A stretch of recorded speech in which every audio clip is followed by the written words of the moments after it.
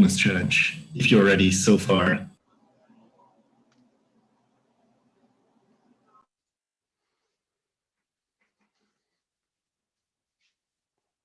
So I think we're going to start in approximately like 2 minutes, a bit more, and then the same rules as yesterday. If you have a question, just say the Q in the chat, and they're going to call your name, and then you can ask your question.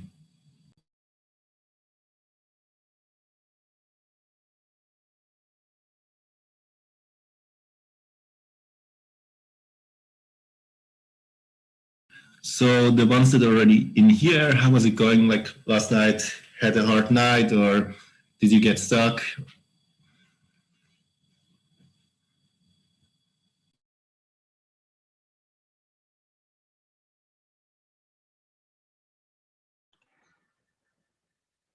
Sounds like a very hard night. Still sleeping.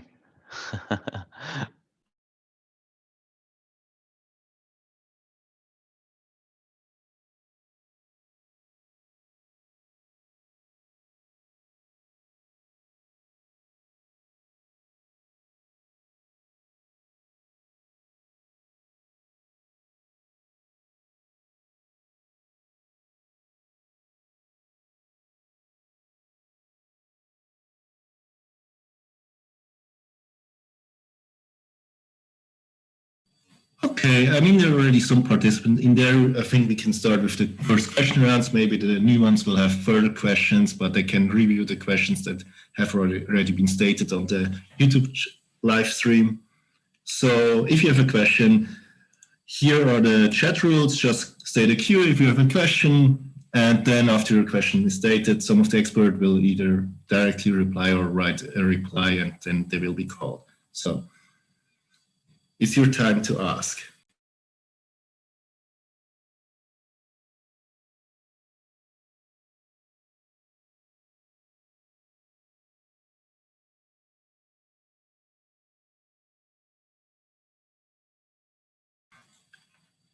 So remember, you don't have to write the question into the chat.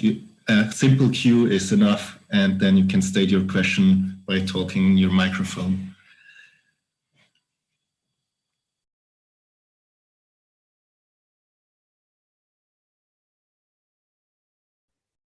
I know Jaylan has a question.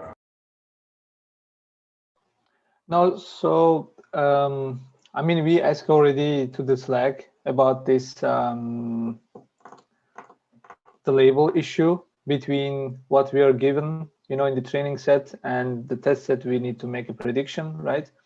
We try to clarify with the Patrick and the Steve, thanks to their answers. But I think my teammate Ettore was already kind of working on that. Maybe he can elaborate his question deeply, because I'm working on another task. Let me write to him. He's here. Ettore, do you want to say something? Good morning. Well, I don't know. Just give me 1 second, because having the ball passed like this. Okay, maybe I can elaborate a bit. So our issue was basically grouping the kind of labels in the training set, and most probably test set doesn't do this or doesn't carry the same label structure as we have. And that's why we were wondering how many labels we are expected to predict, right? Because Speaking of the services or the manuals or both? So this is task 1A. So the services prediction. Exactly. So we have these add others. We understand that you guys grouping some part of them there, right? But for us, for given training data, we need to threshold these values by 80, such that we would approximately match the label set given in training data and the prediction, the test set that where we make the prediction label set kind of match, right? That's the idea. Because if we group up our labels randomly according to whatever we think and train our model and then make prediction on the test data, ground truth labels and predicted labels will not match, and eventually it will hurt the F1 score. That's Absolutely, why I see the problem. So yeah. Steve, I also just checked in the data set we don't have actually EDA order, the one we have on Kaggle. So is this something we still have to change, or? I'm not sure. In the training and test data set, I didn't merge services to EDA orders. I just left them like they would be for real. So perhaps we would need to change that in the test set to move those into EDA orders. True. So either we change the test set, but then it's still difficult because we are leaving the choice open to the participants what they are putting into EDA order, right? So from my side, I would also see it easier to just predict everything as is in the training set and leave away the EDA order story maybe.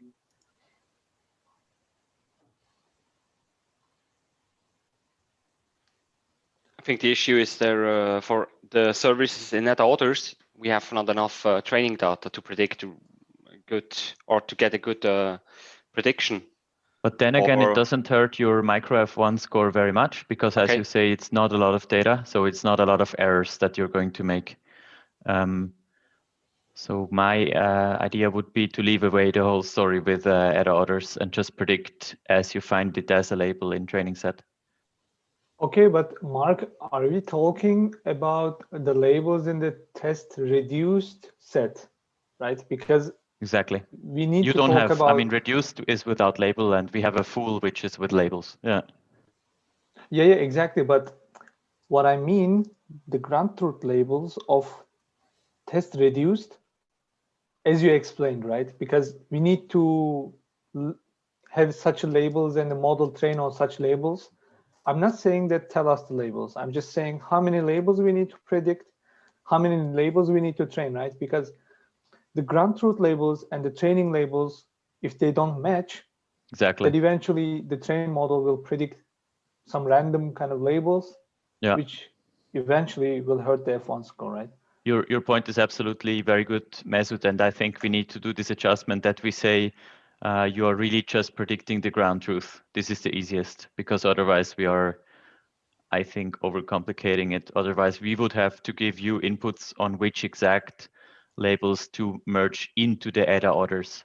Because if we don't say that, then again, you have the problem which you mentioned, Mesut. Mm-hmm. Yeah. So whatever given as a class imbalance as well, in the training set label, like the number of labels, let's say we have the 50 labels there, no grouping, no merging the labels and everything, kind of a ground truth labels of the test data that we need to predict correctly. This is what I'm understanding from your statement. Is that correct? Exactly. Go for the ground truth. So predict them as if you were to extend the training set with more labels, basically, like the same like the training set. Okay, this brings another challenge because we have number of limited submission to Kaggle, right? Yeah. And so far we made these predictions and the submissions not according to this. Okay. So may we ask for the all participants to increase number of submissions by any chance? Sure. Because this point was not really clear, I think. Sure. Yeah. I mean, first of all, we will make a clarification in the general chat for everyone. So this is more clear because it was kind of an error.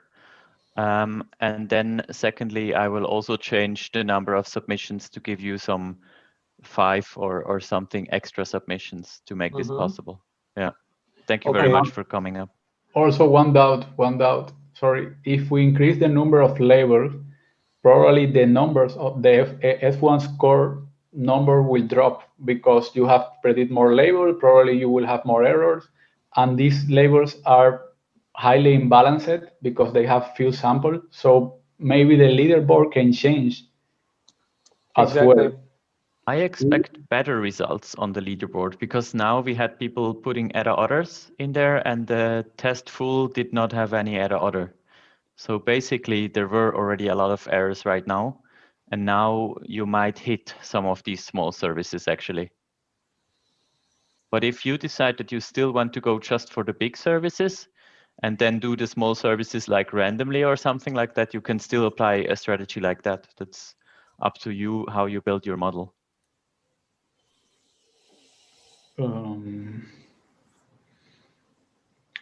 So yeah, but the S1 score, the one which is in the leaderboard, will remain the same? It will remain, but I expect everything to get easier. So I expect higher F1 scores afterwards, actually. You disagree? You don't expect that? I will say no. Yeah, but I would like to say no. But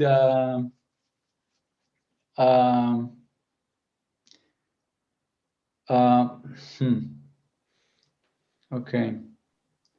I mean, you can still go with add order. You will just certainly miss some of them, you know. If you do random guessing, you instead of add order, you should already hit 1 or 2 extra points, actually. So you could still do your add order model and then just do random guessing of the services which are in there, and you should already hit some of them, of the 712 cases. It will take more time to train something for a lot of cases than for just 19, but yeah. You can train for 19, and then the rest of them you can do random guessing. I mean, you should already get a better F1 score. Okay, let's try and see. Yeah. Good. So I was just able to change number of submissions right now. I set it to 10 submissions per day, so you have 10 instead of 5 today. Thank you for that.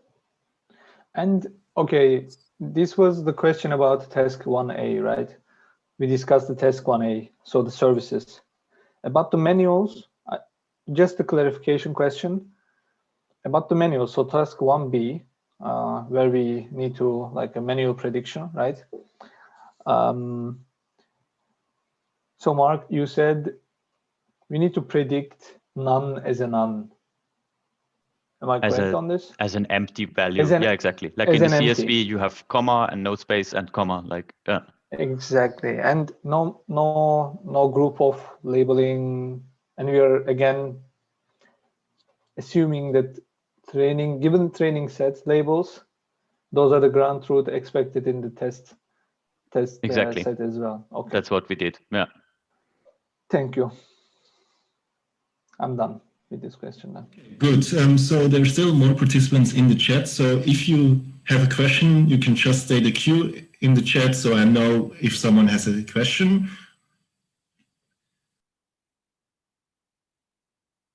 Thank you very much again, Mesut, for these super important points. I will make an announcement in general.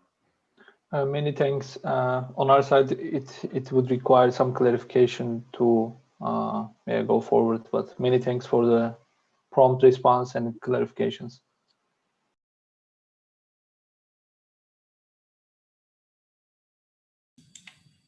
Just to see what's the opinion in the chat. So for the participants, please state a plus if you want to continue first with the in-depth the in-depth information about the bonus challenge, or if you prefer to ask questions right now and then have the in-depth presentation of the bonus challenge afterwards. So plus having the presentation now, minus is asking more questions.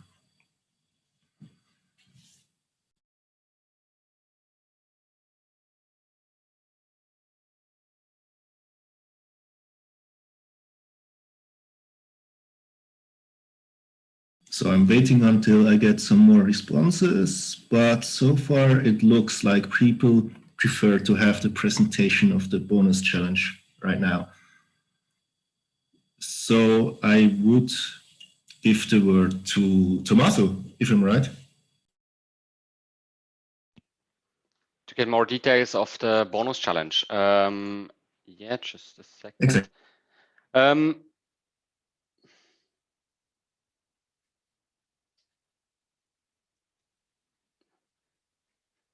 just a second.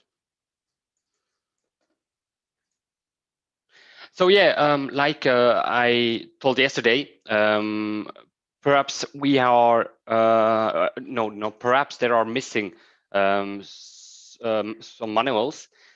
We put those manuals. We just put those manuals in subject areas, and now we are searching for new manuals. So perhaps you find regarding the text some new manuals which can be created. So therefore you can clustering some emails and get a new manual for your that the help desk can create some new how-to manuals. So that's the bonus challenge. Therefore, are any questions about that?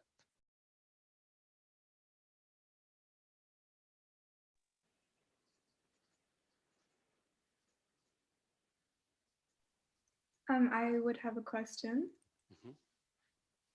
I was wondering, so are we expected to then use the existing manuals, or are we allowed to completely redistribute and redefine the manuals? You can actually, I think you can. That's a good question, Mark. What do you mean? Sorry, I was currently just typing out the announcement about the change of. No problem. What was the topic? I wanted to ask if for the third task, we have to include the existing manuals and then are allowed to define new ones, or are we allowed to just completely redistribute these categories or redefine them? Mm-hmm. So for the third task, the idea is really that you do this this finding of categories. So the clustering, exactly, that was the word I was looking for. So really you do the clustering yourself.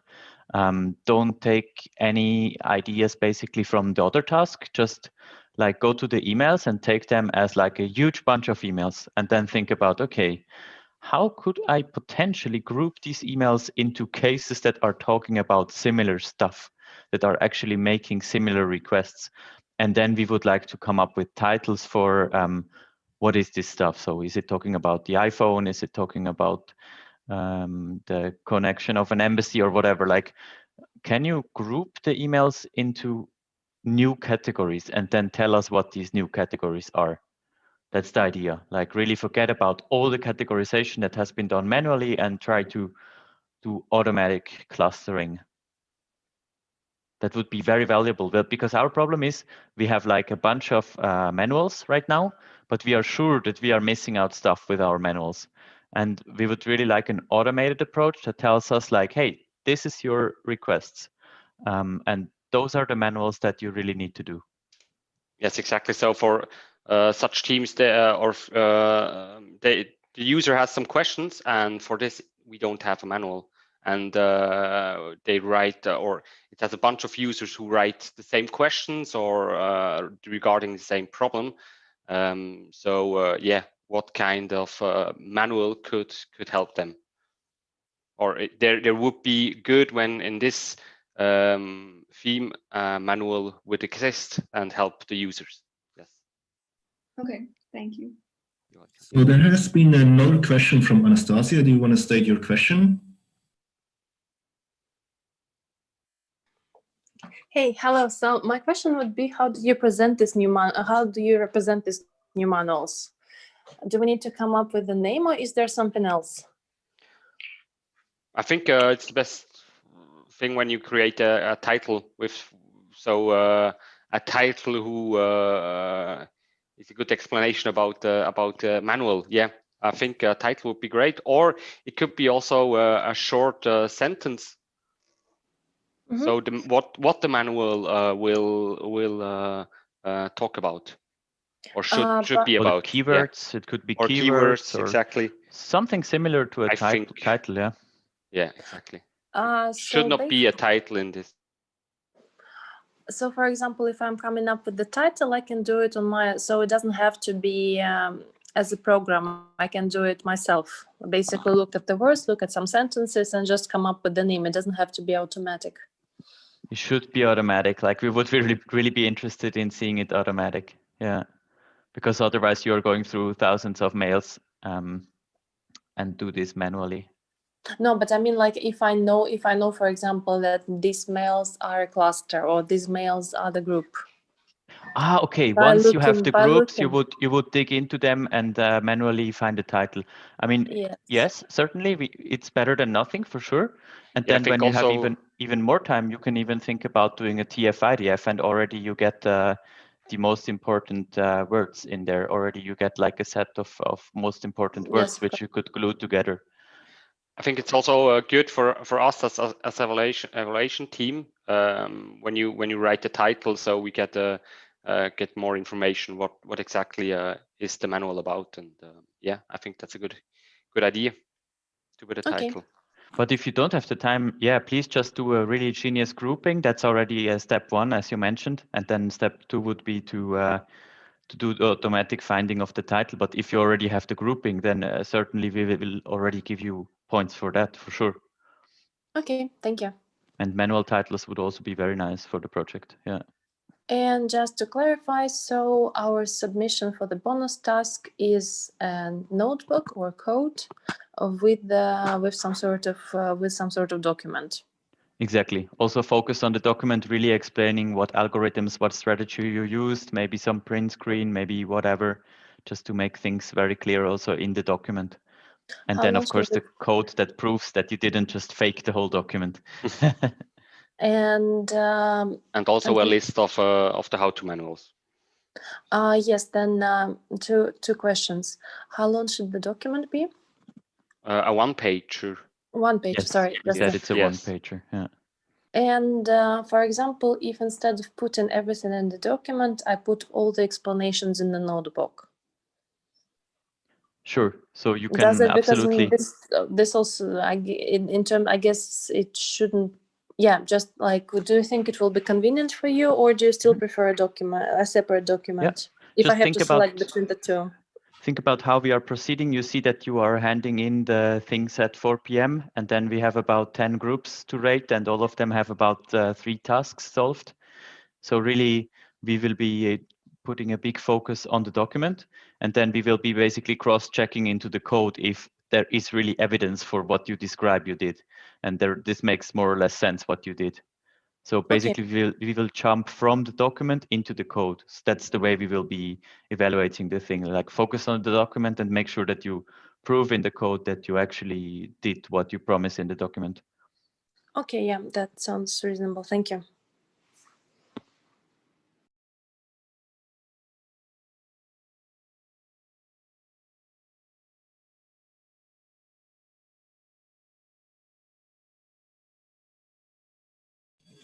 So I just wanted to say, just write a Q in the chat if you have another question, so I know if I have to stop someone after some questions, that everyone gets the same chance to ask questions during this session.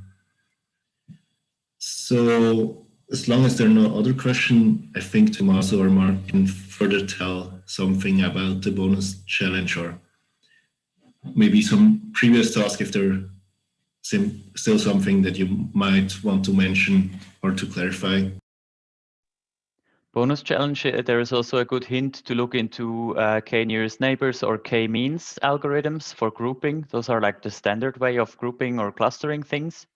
So look into these topics, and then maybe you have more elaborate topics like using deep learning for that, or any interesting approach that, of course, would reward you with a lot of points if you are creative there and find something that actually works. Thank you, Mark. So there has been a question from Tobias. Yeah, actually about the first task, part 2. In the description, it says that we can submit up to 4 matches per incoming email. I can't hear what you said. Yeah, I think that's microphone problem. I just the problem with maximum of 4 manuals to add, or I think that's a problem. Normally we changed that, so it's only 1 manual. That was old information where we had the different manuals. So now we have those subject areas, and that's why it's only one how-to manual or one subject area manual which has to be added. So okay. yeah, or it's in some ways it's also possible to have two, I think. Yeah, but normally it's not more than two types of manuals, I think.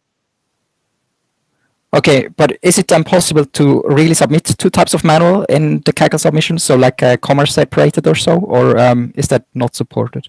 That's a good supported question. exactly the way you find it in the training set. So try to do one-to-one. What you find in the training set is also what you predict. And the training set is only one example per. Always. Okay. Yeah, always. Then the test set will be the same because we literally cut it off the training set and put it into a test set. As I was saying, Steve, right? I think there are some rows with more than one manual in the train set. If I'm not taken wrong, I separated them with either comma or pipe. Okay, then I will check again. But yeah, thanks. Yeah. It's also what I remember. Yeah, yeah. I think pipe. I think I pipe separated if more than one manual was in the CSV. And how will it be tested if it's correct? Like, does it have to be perfect match? So if you guys have two manuals, do we also need to predict both of the manuals to get full points for that example, or is it? Unfortunately, yes, and also like in the right order. That's the tricky part, I guess. Oh, okay. Did you sort them by probability, Steve? No, those are not by. That's not that great. I think that it's not by probability. Then we have a bit of a tricky situation there, yeah. Is it alphabetically sorted by chance? Like that would be helpful then. I'd have to look quickly into that and to respond in the Slack. And otherwise, you can also alphabetically sort them and send me the new version for Kaggle. Then we have, again, a higher hit rate for everyone, I do assume. So no problem there. Yeah, I'll try to sort them alphabetically and submit this to Mark for Kaggle in this case. Okay, thanks a lot. Thank you for your question. There has been another question from Anastasia. You can state your question.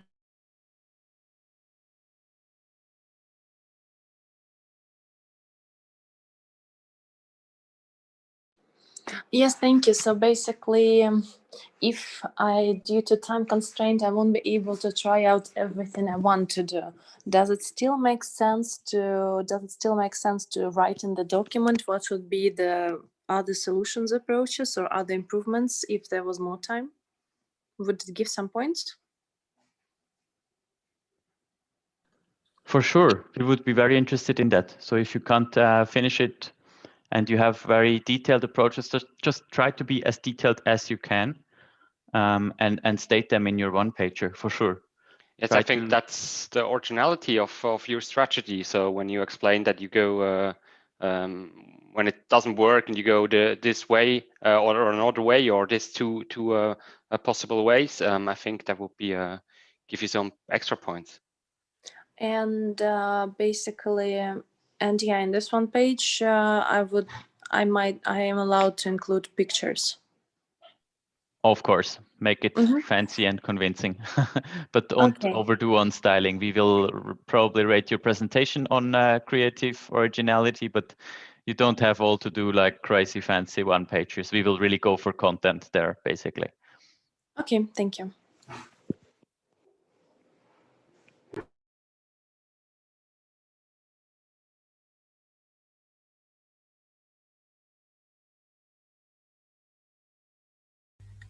If there are no questions at the moment, I would like to state some things that came up in the Slack.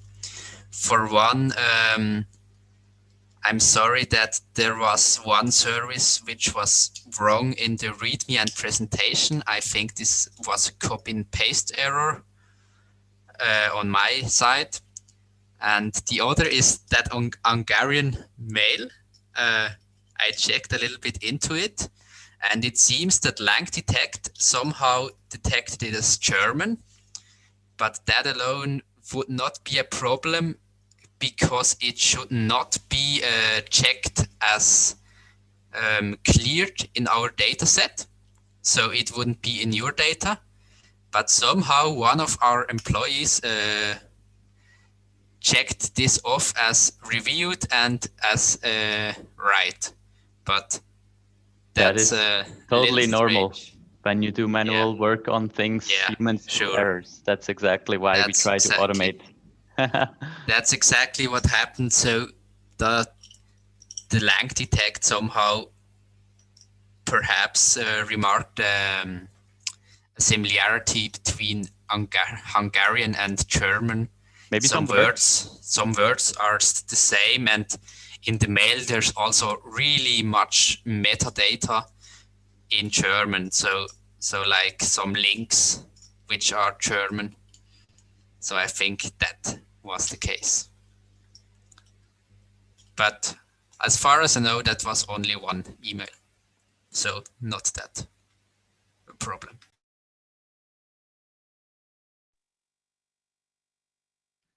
This is why we automate, because humans do errors. Excuse me, did you just say that you kind of completely changed the task? Did I understand that correctly? Like 5 hours before we have to kind of give our solution? Not completely. So like, I guess 75% or 80% of the data would stay the same. It's just these 20% other cases that you can now also catch with the new regulation, basically. Well, will that be considered in giving points when you kind of realize that maybe some people have did exactly what now has to be corrected? Because I mean, what I wrote is that you can do random guessing. So instead of others, just try to do a random guessing of those small services which would have formed your others, and then you're already fine. Okay. Yeah. And if really this is your problem stated in your one pager, of course, and then we will also consider that you really optimized for the other thing and your whole solution was optimized for the other thing. So argue what you did in your one pager also. Okay. Don't let this discourage you from solving the challenge. All right. Thanks.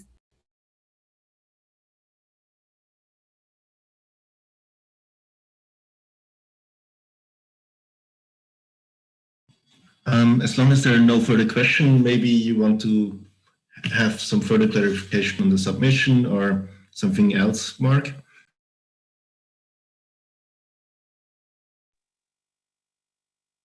For now, I hope that we are not finding more issues, and otherwise, please tell them to us.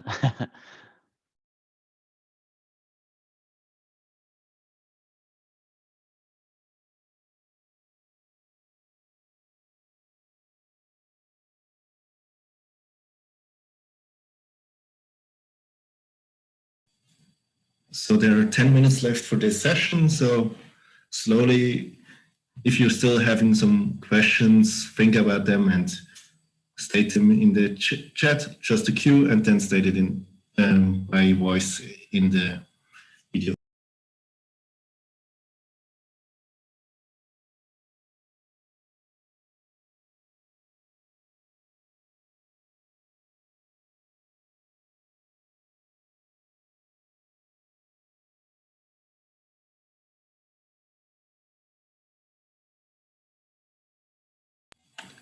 By the way, when I checked yesterday on Teams, it seemed that some people had problems with Azure. Did everyone fix these problems with Azure and manage to get running to use the cloud computing service? You could state a plus if you did, and a minus if it still doesn't work.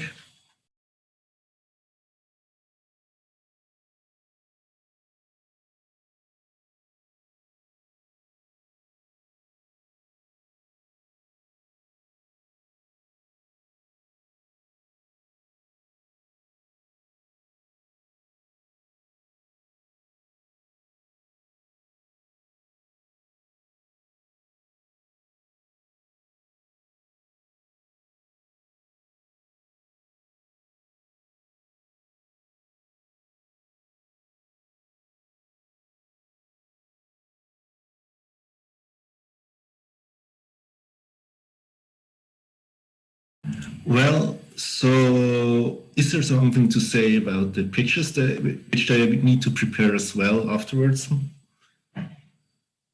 Like something they should really take care on, like what they should focus on? Yeah, try to show all the tasks if you can. The time is short, it's like 1 minute per task. Think about, are you doing all with one speaker? Do you have a short slot where everyone says one sentence? That's really up to you. It might be efficient to really have one speaker, actually, because the time is so short. So that's what I would be doing, I guess. And really try to convince the audience with all what you did. Show your fancy tool sets, but also show your successes and what didn't work. Yeah, I'm really curious. Perfect, thank you, Mark. And like something, if you don't do the presentation on yourself, like you can also give remote access to the person that is speaking, that he has control over your slides. So it would be preferable if only one person shares the screen, but if it's easier for you that some person takes over control, there is the option in Zoom, just Google it quickly. Yes, that's like remote desktop control on Zoom that you can use for it. Yeah.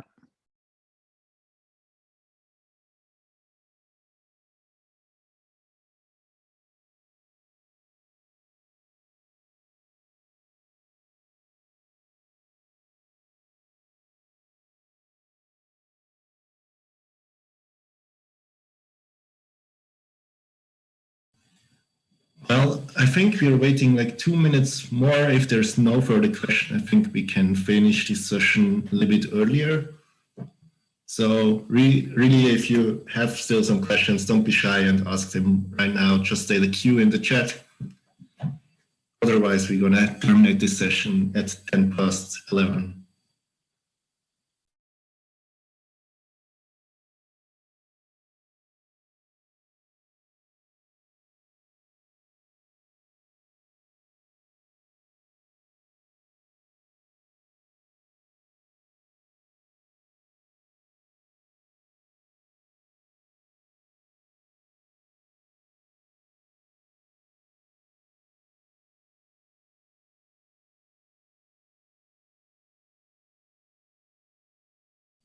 Bye, guys. I wish you good luck and see you at 5 p.m. when you have your pitches.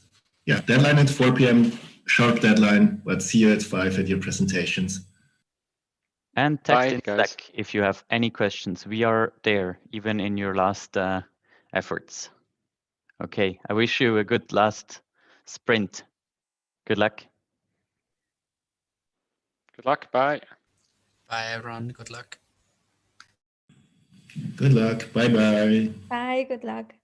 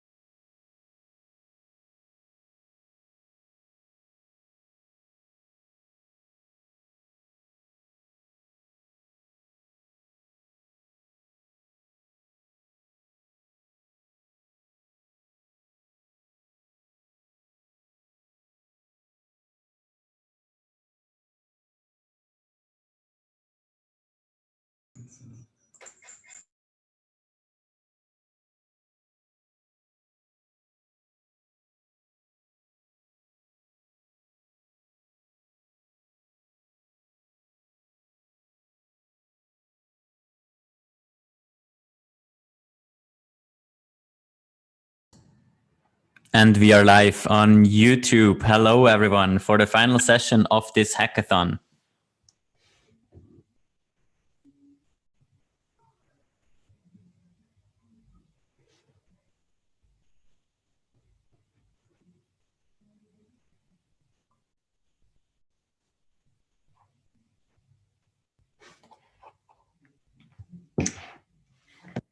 Okay, great. Thank you, Henriette.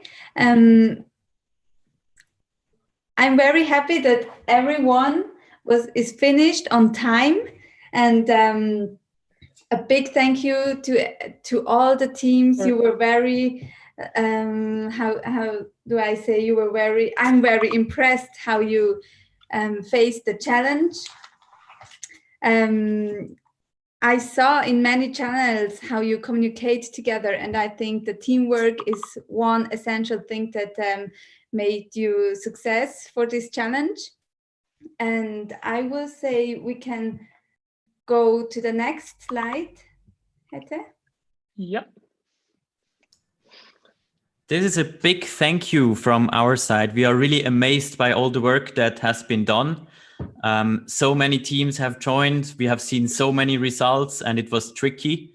We had a real world challenge. We didn't have something optimized for an actual Kaggle challenge or something like that. We had sparse data, and you came up with amazing solutions. So can you just click once on next, and there is a big applause coming up. Exactly. That applause goes to everyone out there. Thank you so much for participating and delivering great results in a very short amount of time. Cool. Thank you. I hope you also learned a lot. Yeah.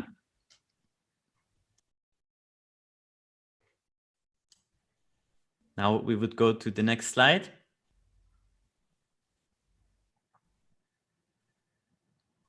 And we already are in the grande finale for the final presentations. Henriette, do you want to do an introduction? Yeah, sure. So also from Eastech, or like the organization side, thank you for participating.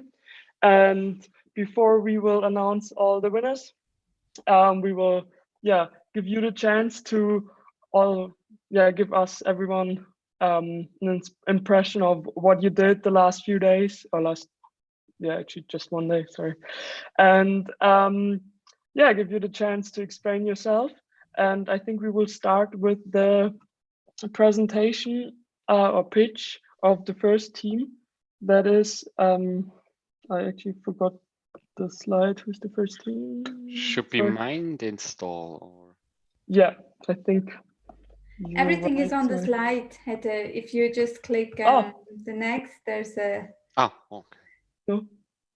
Hi, I'm Shrikant from Mind Install. There is no slides per team, so the first team can just start. We would ask Mind Install to share their screen. All right, perfect. May I quickly have the word for an organizational topic? I will be sharing a timer as my virtual background. So the team that is presenting can look at how much time they have left. And I will have an alarm that will go off exactly after 4 minutes. So you have 4 minutes for the presentation, and then you will get an additional 3 minutes for questions. So make sure you have my little picture pinned or something, or just in your view, so you can see how much time you have left. You heard it, time boxed to 4 minutes. So Mind Install and all the others, don't use too much time, be concise. Yes. And Srikant and Anastasia Sicheva and Sayaswant Mumaneni would be from Mind Install here. We already have them live. Vanessa, let us know when you start the timer. Are you ready? Can you guys hear me before we get started? Yes, we can hear you. Are you ready? Well, yes, as ready as one can be. Okay, let's go. All right. First of all, thank you for the opportunity for this hackathon. It was some really good problem statements that we could work on. And after the presentation, so you said sky's the limit, and we at Mind Install made an effort to break that limit. So the way we did that is we considered a lot of ideas and structured it and prioritized it, and based on that we decided what model to pursue. So for the first task, we were full of ideas because it was the first task, and we tried out a lot of different things, like including the baseline and a few of the ideas like the TF-IDF weighted word embedding centroids and the TF-IDF word vector similarities. These are very research oriented, to be honest. And yeah, I mean, we thought that a hackathon is, having a research edge in a hackathon is pretty important, not just the implementation part of it. And we realized that these things take a lot of time, and they aren't promising for a hackathon scenario. So we ended up choosing doc2vec embeddings and BERT models as our race horses. And as it turns out, doc2vec embeddings were, as much as they performed well in the initial screening, they didn't perform well when they were fed against BERT models. So BERT models, what are those? So yeah, they basically, as you can see in the meme that I just put, it's a huge name, just like a certain Khaleesi from Game of Thrones. Yeah, but basically what this model is we use a pre-trained BERT model, which is the state-of-the-art model for most any NLP task. And we add a classifier head on top of it. And to make sure the class imbalance is dealt with, we tried both oversampling and class weights. And so these are the metrics. We had some issues with overfitting on the training data, but our validation data was pretty good as well. I don't want to dwell too much on it, but yeah. And yeah, task one made us realize that there's a lot of correlation between the different classes in the services. So we basically venture into how to merge these services together so that we can perform better classification and give better services. So the main steps are basically to create a feature for each service. So each class, we have a feature vector. So we concatenate all the emails, create a pool of all the words that have been used, and we generate a distribution of words across each of these services. And with this distribution, whenever you have modeling of topics or modeling of classes, and if you want to cluster these, it's always good to use a distribution and not features, because the distribution of features is what generally gives you the that's what is important when it comes to clustering of topics. So we perform hierarchical clustering of the resulting 55 services. The best part of hierarchical clustering is that you can choose to choose how many ever clusters you want to keep. And then, yeah, so we, our features, using our feature distribution, we created a visualization to see if there are any clusters, and you can see that there's few which is sparsely distributed away, a few which are clustered together. So there's a lot of scope for finding good clusters and find similarities between the services offered.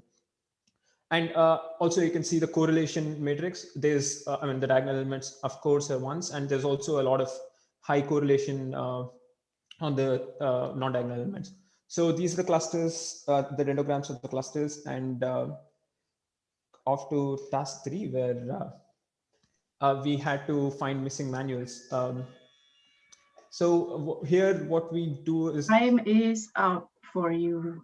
Yeah, it's just I think I can take a 30 seconds off the questions, I guess, because this is very interesting, and I'm sure you'll be interested in.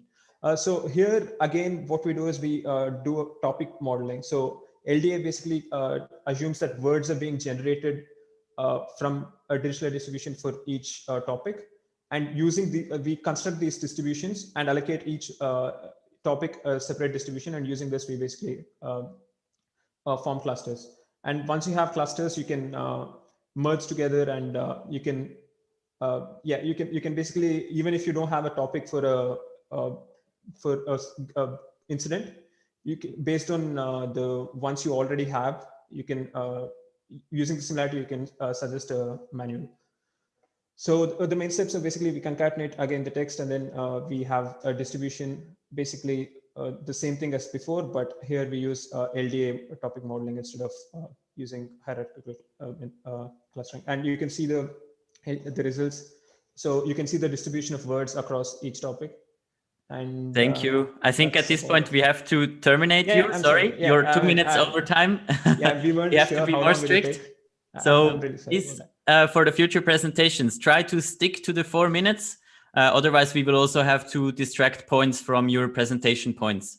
Thank you so much for your presentation. That was super interesting. Do you guys have any questions? Yes, now it's time for the jury to ask some questions. Who will start?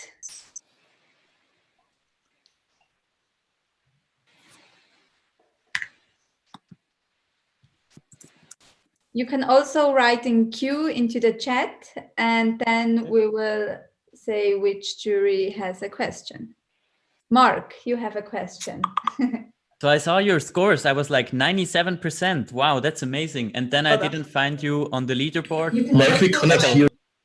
That was our encounter with overfitting on our training data set. So yeah, that's a bit embarrassing, but that's the truth.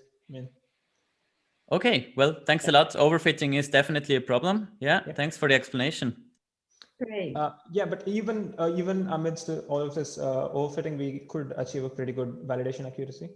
And with BERT, it's very common that you get overfitting because they have so many parameters. They can actually memorize the whole data. But, very interesting. Thank you.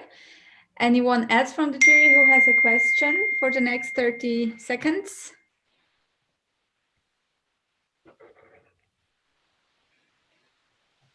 Good. Okay, then I would say the next group is IT crowd. You submitted task 1 and task 3, as I saw, and the names of the group members are Larissa, Antonia, and Pascal Baumann. So if you are ready. Just shortly, we did submit task 1 and task 2. Oh, okay. Task 3. Okay, great. So the stage is yours, and when you are ready, Vanessa will start the timer. Yes, you can. Very good. Can you see the screen? It's gray. Perfect. We did something a little special. Enjoy. Welcome to the IT crowd pitch.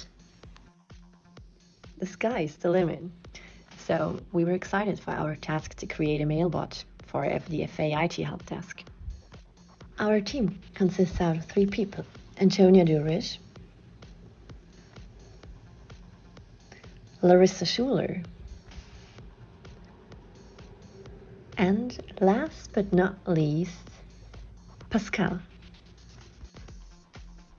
Our idea was to exploit the inherent structure in language, and because we had a mixture of different languages, that is English, French, and German, we used RNNs, so recurrent neural networks, and we tried to sharpen the focus of our model with an attention layer, which we then fed into the dense layer, and then we had the classifier. All in all, just a pretty simple model.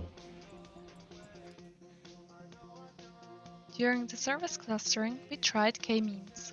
We used the elbow method to see how many clusters were needed, but it was linear. This means the clustering service does not bring any improvements. The second thing that posed a little bit of difficulty to me was the multiple inputs of our model, because Keras can handle it, but it expects them into arrays. And first we tried to stack them, but it turns out we just had to give it over in a list. So with batch size and then the input size, and Keras handles that itself. And the second thing is that our RNNs expected sequences, and we just fed him the vector, the encoded vector from the TF-IDF step. So that was another thing we had to split then. My struggles were to encode and shape the data correctly, but as we had good teamwork, my problems were solved quickly.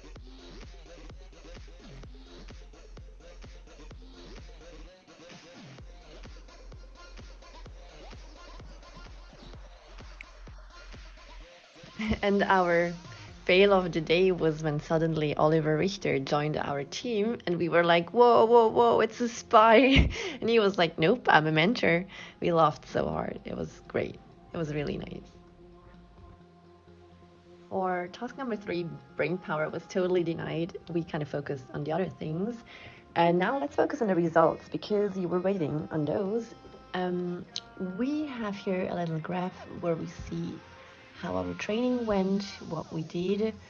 It's really interesting to see how it developed during those hours.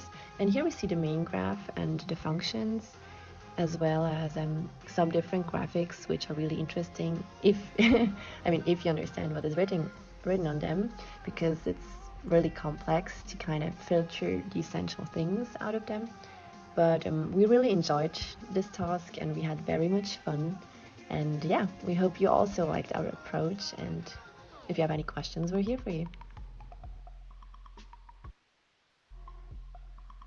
Wow. A little applause for this great video. I'm very impressed. And that was awesome to watch. Now it's time for the jury to ask question. You can just write a Q in the chat and then we will name you. Yes, the cake looks very great. I'm already hungry again. Yeah, Antonio did a good job on the cake. Is there any question from the jury? Or any comment or anything you want to say? Mesut is raising his hand. Actually, I was applauding for this legit video production. Wow, I really liked it. Enjoy it too. Thank you, guys. Great presentation. Yeah, that's all thanks to Antonia. Yeah. I see a question what we used for video editing. I think Antonia is in here. I hope she can answer this because she was our lead on that. Yeah, we have used different things. The introduction with the logo was made in Blender, was a 3D animation. And afterwards we used Final Cut Pro to kind of cut it all together. First I tried it with Magix, but then I kind of switched to Final Cut Pro because it was just smoother to do it. So yeah, I hope that helps. Thank you. We have another question from Selim. I just wonder, I didn't get it in the video if it was in the video, but you mentioned that you encountered overfitting. What did you try some approaches against overfitting with your residual neural network? As I assume you need quite a lot of data, more than you were given to use a RNN successfully. Yes, we had two problems because we encoded our subject and body with a TF-ID vectorizer, and we used n-grams, so we used unigrams, b-grams, and trigrams, and that led to a huge vector which split up into sentences. And I think that was one part of the overfitting problem. We had such a huge vector and sparse input data, so we tried to just switch to trigrams. So we didn't have such a big input vector. Then we also tried dropout throughout the whole network. We tried to limit the denseness or the unit size of the dense units so that we can have a little bit of a pinpoint where the data has to be crunched, and so it should be generalized more. But after all, I mean, we are the second to last in the list. So I think our approach didn't pay off, but it was fun. So I think for us it was a good experience. Thank you for the answer. And I see the time, we have to go to the next group. The next group is group Anwesend. I saw that you everywhere write that you tried it. So maybe you can share your experience with us, what you tried, what you learned. And the group members are Thea, Alexandra, and Benedict.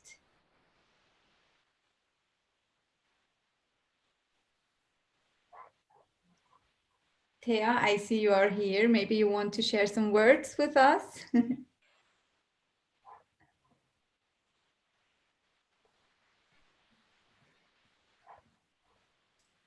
Is anwesend anwesend? Can you hear us? Yes. Yes. Can anyone hear us? Yes, we can hear you. Okay. Good. Sorry, we have some internet problem. Sorry. We started off this project with 0 skills, absolutely none. And through the course of yesterday and today, we experimented some with especially Python. And we also tried to something with Azure Windows, and that didn't really work for us. So we went back to Python. And as you could see from what we uploaded, we had our fun with that. And we experimented some with print. We didn't really go much further than that. So yeah, it was a fun experience. Great. And at least you learned something and had fun. I mean, that's the most important thing. Yes, is there still any question from the jury to ask Team Anwesend? We also had a lot of fun with your meme when you uploaded just a meme as a final submission, showing that you had fun. Yeah, that was a nice submission to see. Yeah. I guess you learned a lot. That's really glad. It's really great. So you got familiar with some Python things with Microsoft Azure. Yes. Cool. So I would say we can go already to the next group, and that's the group Alchemists with Shangun, Amarendra, and Swanda. Are you here? And yes. Ready? Hi. Can you hear me? Yes, we can hear you. Just a minute. I'm not sure about my internet. Just a minute. I think my video should be visible now. Yes, we can see you. Oh, I'm not sure. Yeah. So hi. Right. So okay, I'll begin I am very happy to have been a part before I begin. So I, just like the previous team, I started off with slight skills maybe, but those are not fine. So that's the best part about the hackathon. And I've made the submission for task 1. Unfortunately, my other team members cannot join this call, so I'm the only one presenting. Okay. Sorry for interrupting, but Vanessa, can you start the timer? Yes, are you ready, Shagun? Yes, Vanessa. Go ahead. Thank you. So I'll just share my screen. I don't have the wonderful videos or presentations, so I'll quickly shift to my code here.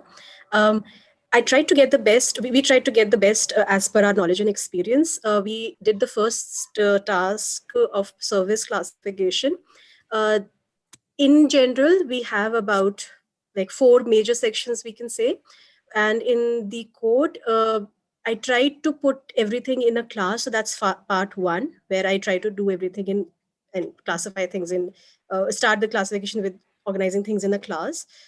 This is from my experience, which I've recently gained. Then after fetching the data, also given the fact that I am not a native German speaker, we all had to spend some time understanding the text and getting nuances of it. So we clean the data as can be seen here. We try to clean as much as we thought was required for the German text. Next, we fetch the data in this, and here we have given the URLs and the encoding UTF. And once the data is loaded, this is the second part of it, where we try to convert words to index. And why we do that is we take the input mails as one category, one complete text, and we kind of try to put everything to index so that we have a length of vocabulary, as you will see in the later part of the code why we do that. And then here is our training and development set. Since the test data had already been given, we divided our own test training data into training and development 80-20 split. That again is very random, but this is how much I know from my recent experience in dealing with data and deep learning. And then finally, we use the model that we use for this is a CNN model. And here we take the vocabulary size, as I mentioned previously, vocabulary size, so that we know how much words are we dealing with in the German emails that are coming in, and so that becomes a size, that becomes a representation size for the text. And then finally, we at this point, if I can mention the dilemma that we had. So we were trying to figure out if we could go with RNN or CNN, but we kind of knowledge in any context, in particular, we are looking at the incomplete text, and we thought that CNN would be the best model to go with. So we applied, we created the model with these layers, and finally, I would like to comment upon these. So softmax and categorical, we are looking for multi-class classification, and we put accuracy as one of our metrics. So once this is done, this is the basic background for it. This is our data preparation part. And there was, so one of my team members was supposed to explain on this. Unfortunately, she had to leave. So here we convert here we prepare the data, the X data, which is the email part. We convert that. The training data is being prepared here, and so is the development set. And in the Y, which is the label thing, we were able to do it for the service part, but not exactly for the manuals. And oh, I'm so sorry. I see I've like lost time already. So this is how we did. And okay, if there are any questions, then I would like to move to that. And then we finally, the fourth and final part was the predictions part. I'm so sorry. Great. On time. Thank you very much, Shangun. Now it's time for questions from the jury. If you have a question, just write a Q. If you have a reaction, just an R, and we will call your name. But first, a little applause, of course. Thank you. Thank you so much. Thank you.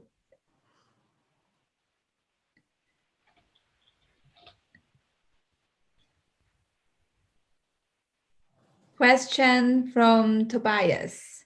This is not really a technical question, but how did you manage to translate the German, how to understand the German words you had to understand? How did you manage this? Okay, so no, we did not really do much of understanding, as we tried to get it more from the context and the construction of the sentences there. Very recently, I've had a lot of German data to deal with. I've very recently started working on German data, and I'm not a native speaker, but I kind of tried to, so some basic words I knew, but the rest, I think I used the basic tokenization principles that I thought are correct, although I'm not sure. I mean, that is for the jury to decide. But I think I did not, to answer your question directly, I did not really make an attempt at understanding semantics. I only made sense of it based on the construction that was there already. Okay. And you. Of course, the general cleaning principles that would apply. So I applied that logic. Yeah. Okay. Thank you. Thank you. Are there other questions? Yes, from Steve. Yes, if I'm not taken wrong, you didn't submit a Kaggle result. Weren't you able because of time, or what was the reason? Yeah. So Kaggle, actually, I was just discussing with Isa. Both Kaggle, I mean, it threw some error, and I think it was because old account that I'd forgotten to sync, or maybe. It showed, however, that I had a time of 2 hours. Sorry, your video is failing. Some connection issues there, huh? Yes, I think we lost her. Maybe she will come back in a few seconds. Hi. We lost sorry. the connection. Yes, yeah, I think I'll stop my video. Just, yeah. I'm sorry, did you hear me? I think there was some account syncing issue with Kaggle, and I by the time the deadline was over, I just somehow managed to get in there. So was the deadline for that prediction submission also over with the submission deadline? I can still do it if I can. You can still do it afterwards, but the points are not going to be rewarded, basically. But if you show us that you're better, we can still be impressed. Sure. Not an issue. Absolutely. Yeah, I'll do it. I'm so sorry. I was pressed on time. That's why. I'm so sorry. Yeah. Thank you very much for the Thank you. I had a great experience once again. This was the first hackathon and I really enjoyed it. Thank you. It was a pleasure. Thank Awesome. you. Thank you. So now we go to the next group, and that's the group Pirates. Pirates, yes, with AI. That's the group members Theo, Alexandra, and Sandro Baumgartner. You solved all the tasks, and we are very curious what your results are. Are you ready to present? Yes, we are. Just basically give us a few seconds.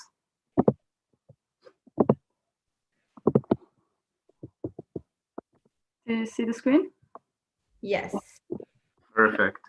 So the timer is also ready? Yes. Let's go. Okay, yeah. So we were the Pirates, Alexandro, Tayo, and me. And first of all, I think it's rather important to mention that neither of us works or studies in the field of AI or machine learning or so. So we were completely unexperienced, which meant it just took us a lot more time to solve the things that maybe would have taken if we were experienced. We basically we submitted more or less accidentally all 3 tasks, but basically we only solved task 1, but we will present you some ideas how we would have solved task 2 and 3 in this presentation. So I think Tayo, you can go on. Yep. So for the task 1, our approach was to kind of continue on the model that already existed, that you provided for us, but to try to improve it on some points, mostly on the reduction of the complexity of the input data. So we did 2 selection methods. First, we used part of speech tagging, and in the second selection method, we used word statistics, but we'll get into that right now. So for the first selection method, we used the spaCy. And basically, we whitelisted certain part of speech of the sentence, the ones that we thought were the most information would be contained. And we kind of scrubbed out all the other words and all the other noise that was also inside of these data sets. Just get a more proper and more lean data set that's reduced to the meaningful. Then for the second selection part, we did word statistics. So we made a word library with all the words that appear in any of the data sets, and then we counted the words in the service, turned them into frequencies, how often they appear in what kind of category, and then we blacklisted the words that appear the same amount in all of the categories to also remove data and to only have very essential data that we need. So I think I can quickly continue with the ideas we developed for task 2 or 3. So for task 2, we thought it would be a good idea to use TF-IDF to embed our mails into a Euclidean mail space, and then use some kind of clustering. We would have started with k-means because it's the first thing which would come into our minds, to do a clustering into different clusters, and then just analyze the clusters and check if maybe in some cluster there's a majority of 2 or more labels. So if for 2 labels there would have been a majority in a single cluster, we could maybe have combined those 2 services. And that's what we would have then automatically suggested. For task 3, we would have just also started with an embedding of our emails, and then also a clustering. And then we would have just looked at the clusters and look if there are a lot in maybe one cluster. There have been a lot of mails with which had no manual attached to, or very various manuals, and then also try to conclude from that to maybe create a new manual for this class of mails, and then using the spaCy library or something else, NLP, to get some headlines which would maybe indicate what would be the title or the content of this manual. So those are just ideas. We didn't really implement them. Maybe they're also completely bogus, but we thought it would be nice to share them with you. And thanks for your attention. And we had a lot of fun solving the task, really. Thank you very much, Team Pirates. Thanks so much. Good. So now we have 3 minutes for questions from the jury.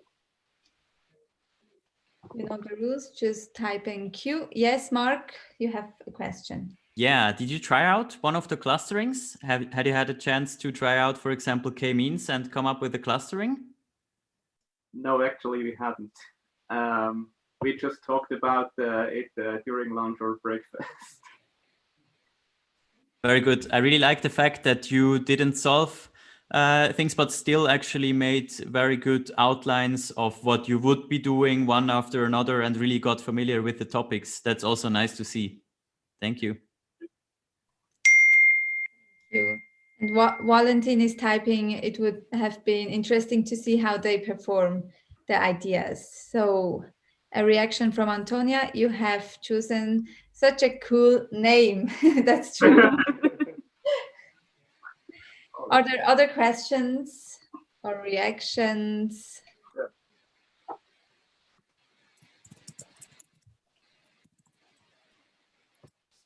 We still have a little bit of time for questions for the group Pirates.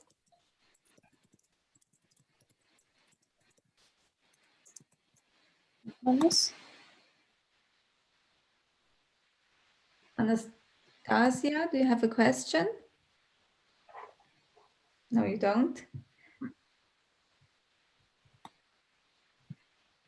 Great. So I think. Hello? Do you have a question, Anastasia?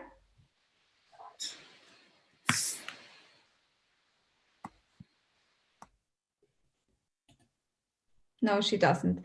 Great. So I would say thank you, Pirates, again. We will go to the next group, and that's the group Django Unchained.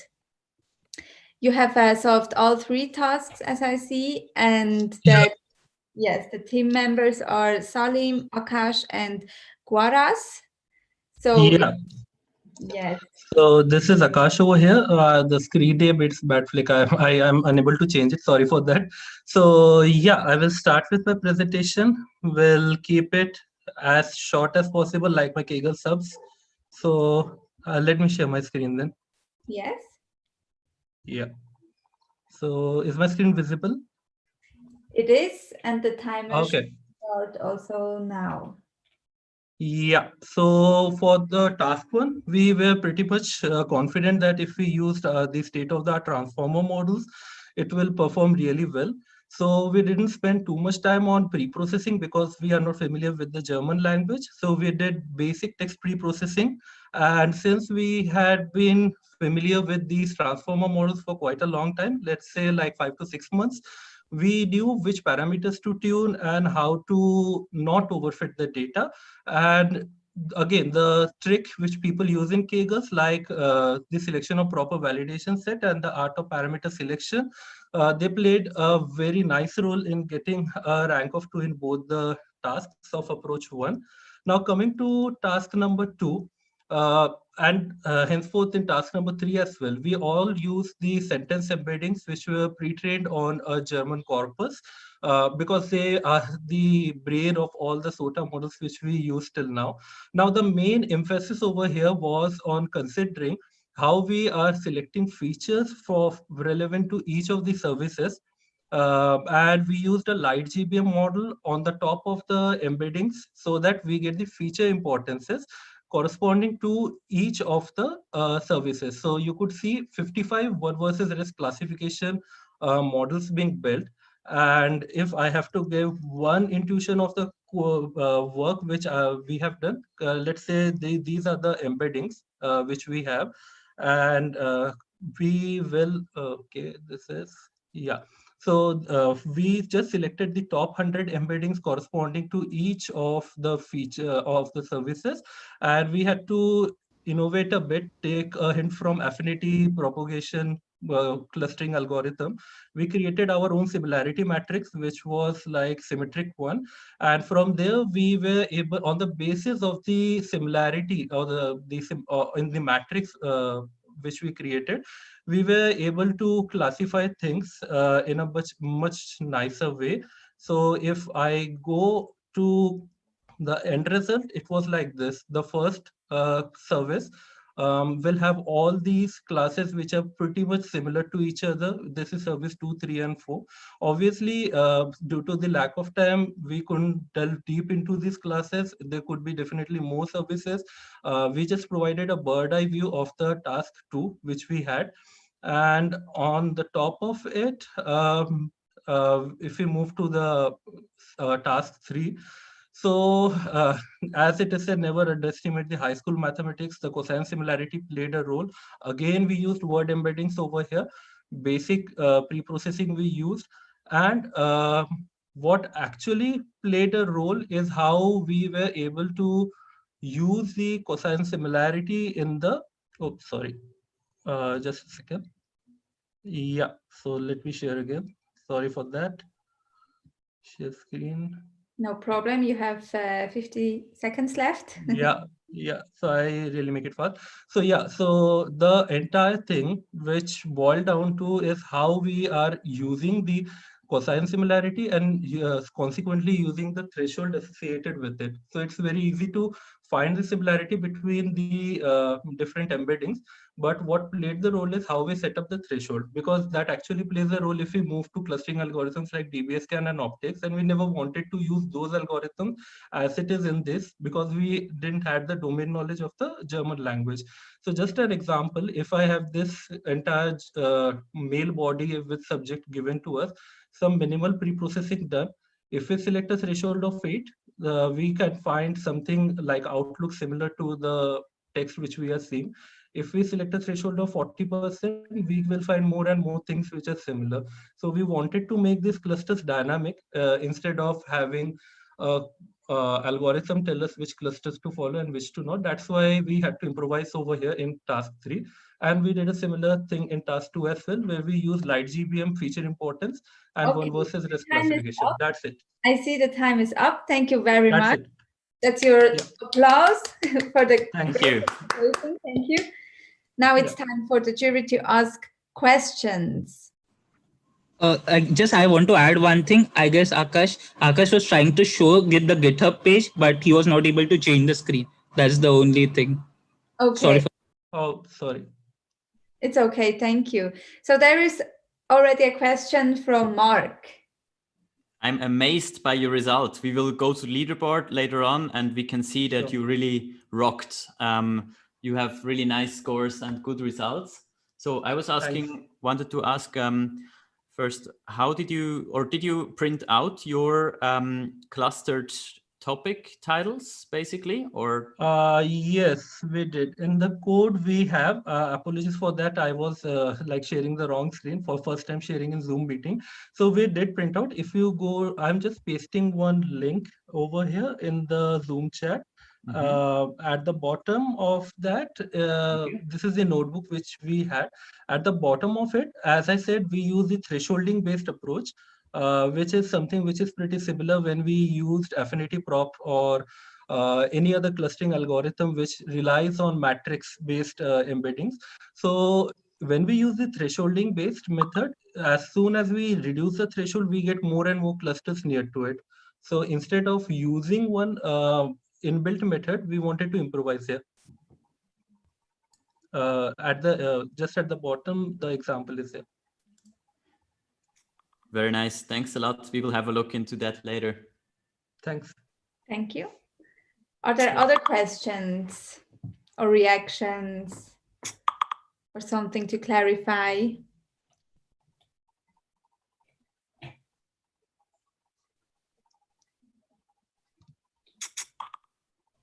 Still have a little bit of time. So you printed out 2 Outlook and intranet basically, right? 2 clusters. Yeah, based on the threshold. The first one is having a threshold of 80%, like those having a cosine similarity of 80% and above. it found out only one class which is similar to it. The other one having a similarity of 40% and above, I deliberately reduced it. It was similar to the epsilon threshold which people use in clustering. So instead of using the epsilon threshold, which uses like Euclidean distance, we imputed a cosine similarity over there. And you still use the services. It would be very interesting to also gather the titles basically out of the emails. Yeah. Thank you. Yeah. Yeah. Okay, great. So thank you very much for the answers. First, we planned a little bit of a break, but for me, it's very exciting, all this presentation, and they are so short and interesting. I would say we just go ahead if everyone is on board. I see lots of yes. Okay, so let's go to the next group, and that is group HackWack. HackWack. With the team members Philip, Maurice, and Tobias. Are you ready to present your results? Yeah, hello. Hey guys. Hello. Are you ready? Yes. Okay, let's go. Okay, so let's start with the first task. Like one of the challenges that we tried to address here was not really like which models should we use or so. We decided to go for like more classical machine learning. So we ended up with a random forest because there wasn't too much data around. We briefly tried out neural networks, but that ended up in overfitting the same problems that some of the other groups had. So what we more put the focus on was the pre-processing itself. And there we used some regex rules, just some simple string replacements to replace like the MD5 hashes and all this kind of stuff that some of the other groups have already shown. But something additional that has not been shown yet is the spacey entity recognition that we used as well. We saw in the datasets that there were a lot of names in there, like in this example, Herr Becher, Frau, whatever. It doesn't really matter. And that's not really useful information for the model, at least in our opinion. So what we did was to use entity recognition and then replace the found names and this kind of stuff with just a token that tells the model that it is talking about the person. And after this, we basically just used the count vectorizer as input to the random forest. So there's not much magic going on. In the second task, we didn't really finish that one, unfortunately. But what we wanted to try to do was to use a meta-heuristic, the taboo search, as a wrapper around the neural network. With this, you could basically try to merge different categories and then retrain the models and see how accuracy, F1 score, etc. changes.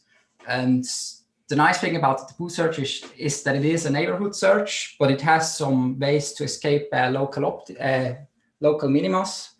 And so, you could in theory, but as I said, we unfortunately didn't finish it.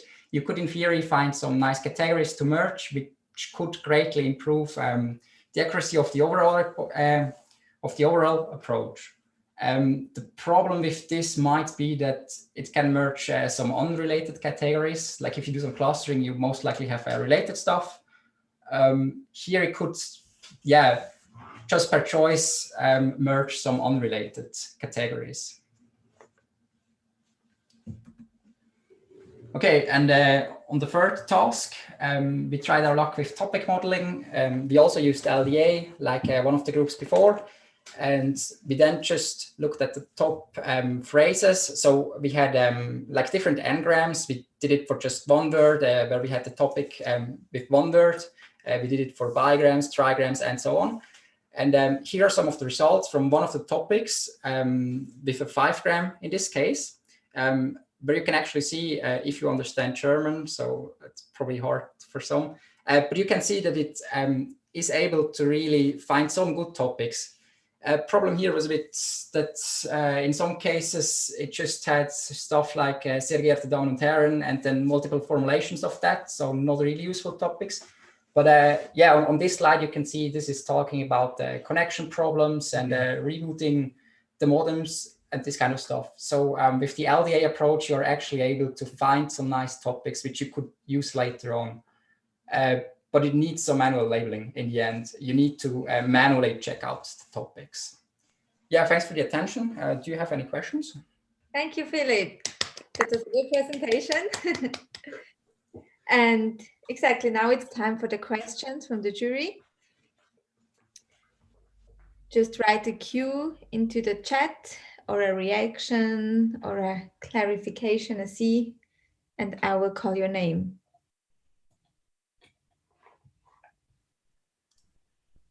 Yes, Mark, you have a reaction. Very nice that you came up with clusters, actually. So I really appreciate that. And I think if we would be doing some more cleaning, just like, as you said, remove the generic stuff, then this clustering could really work to something very promising. Thank you for showing that. Yeah, that's something that we actually tried to build a bit of loop, but yeah, it is a lot of hand labeling that you then have to add the phrases. So we didn't do it in depth, but yeah. Good. Are there other questions?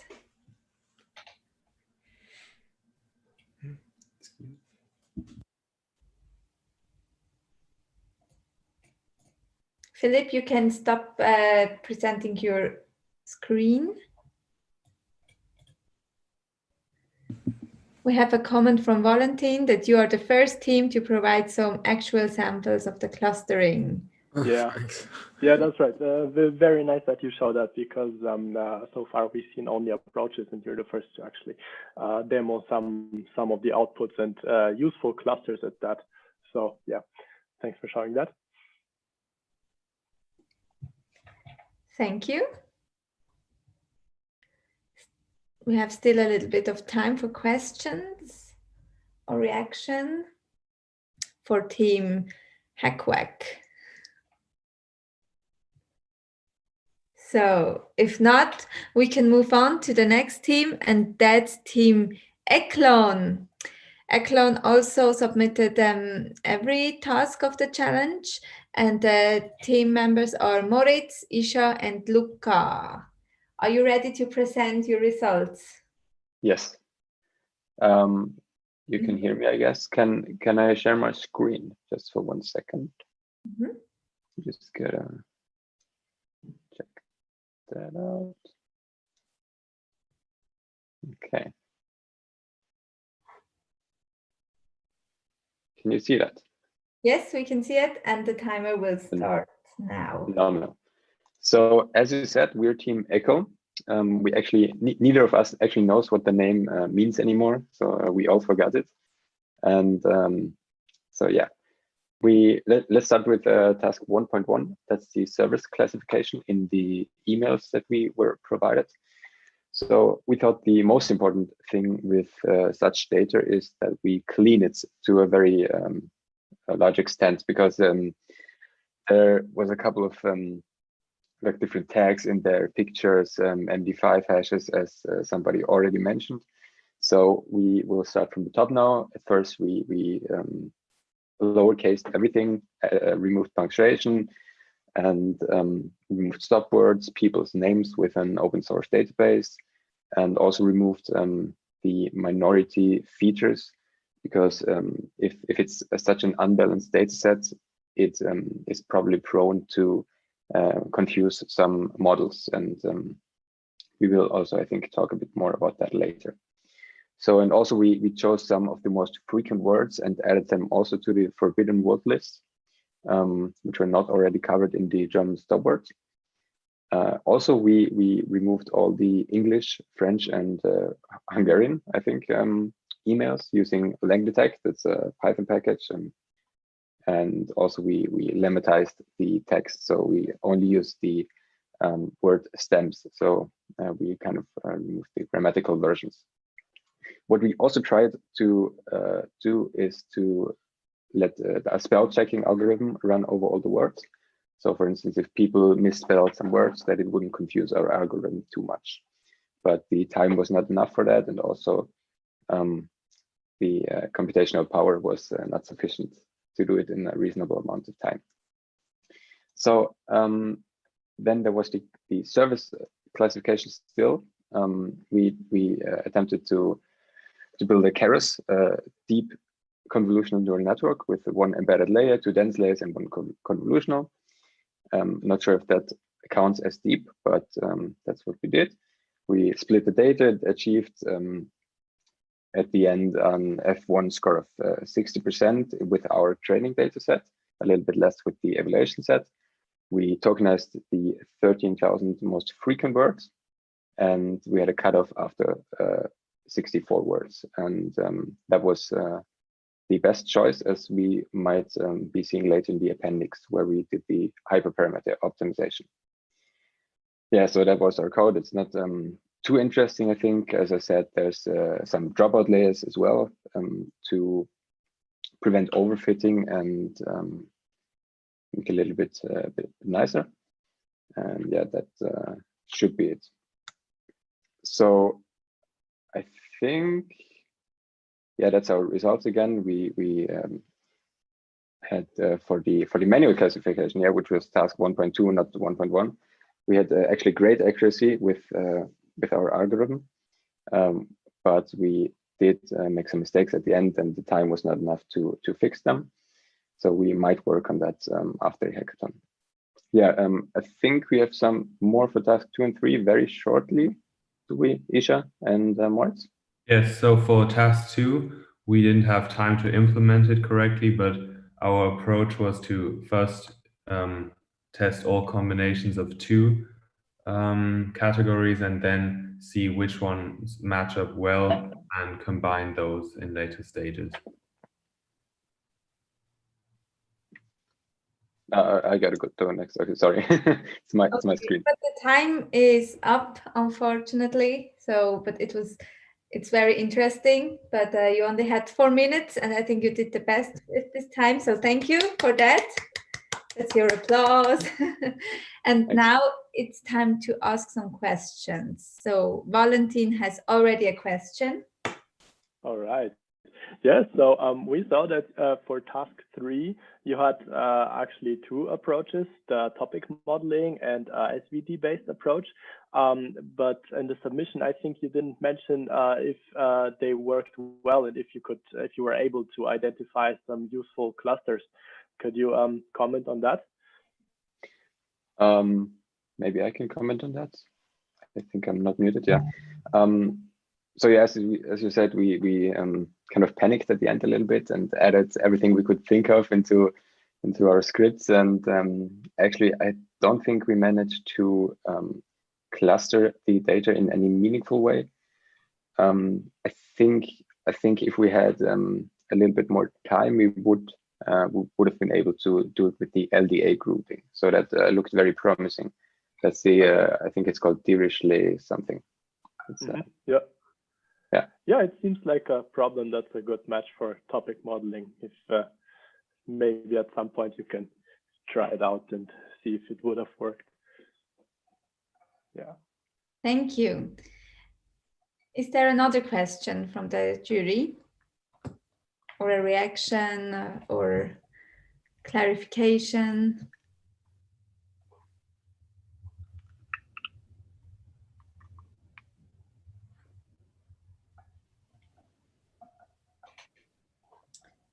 So if not, we will move on to the next team. And that team, that's my favorite name. It's Pizza Kebab. So the team members are Mesut, Ettore, and Alejandro. Are you ready to show your results? Yes.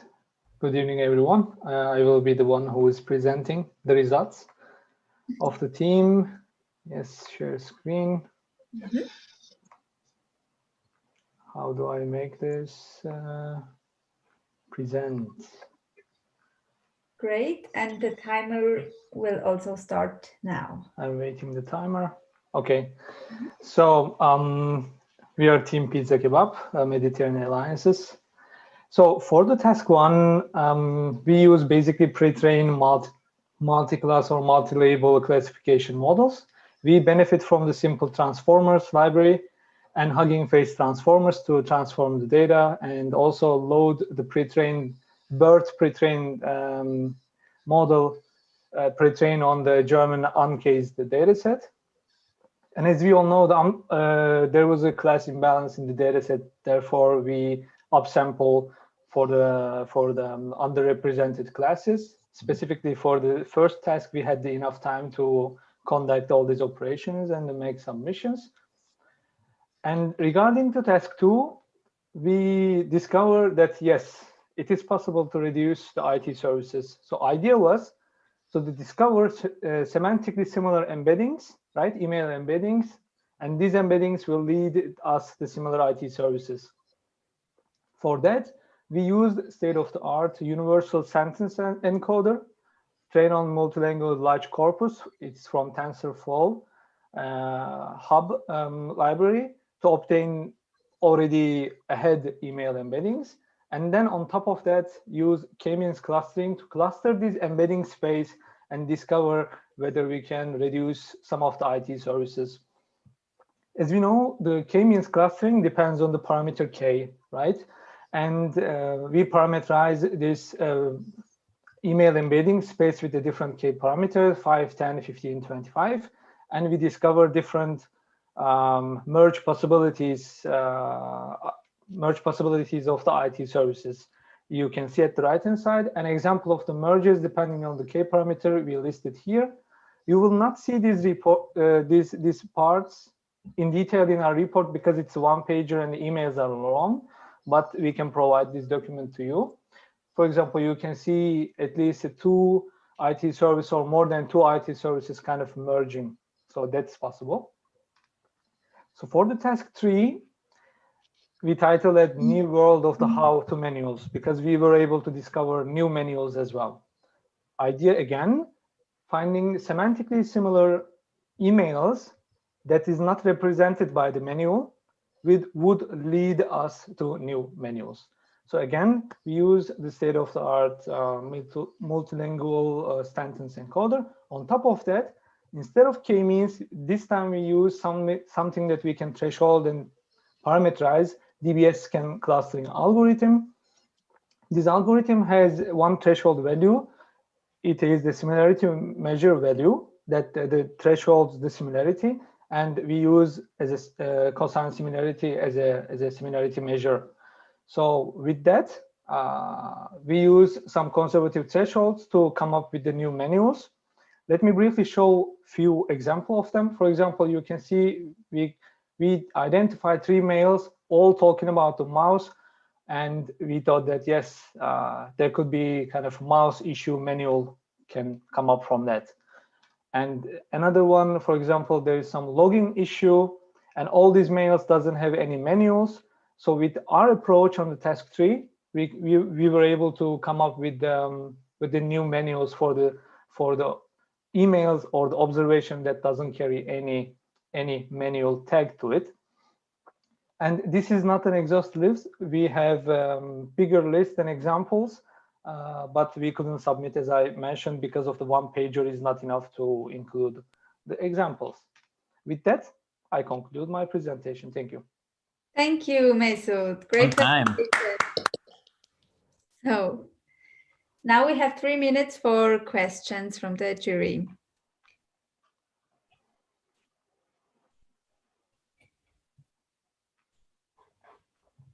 And I would like to also mention that you can reproduce the results with the code that in the GitHub repository, and you will be able to see the all clusters and all the examples by parameterizing K or dbscam threshold value by running the notebooks.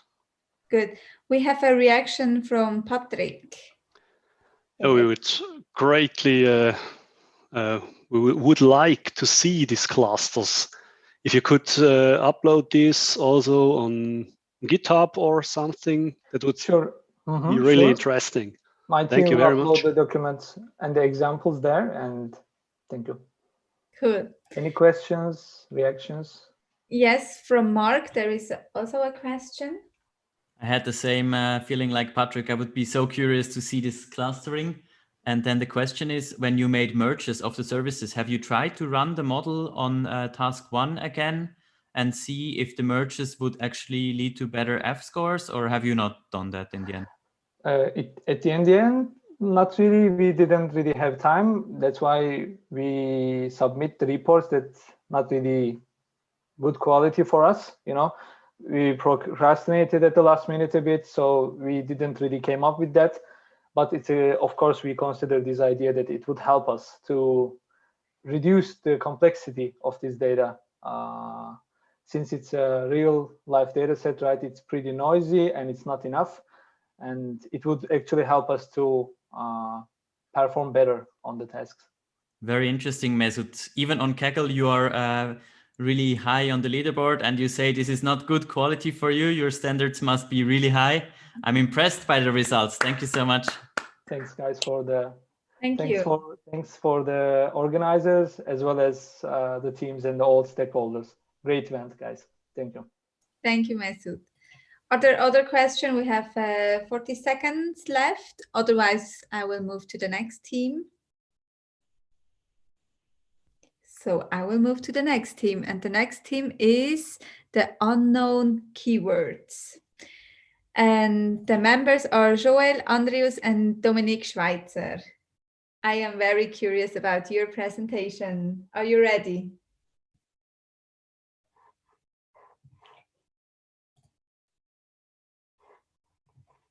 Are you even here? Andreas, I see you, but I cannot hear you.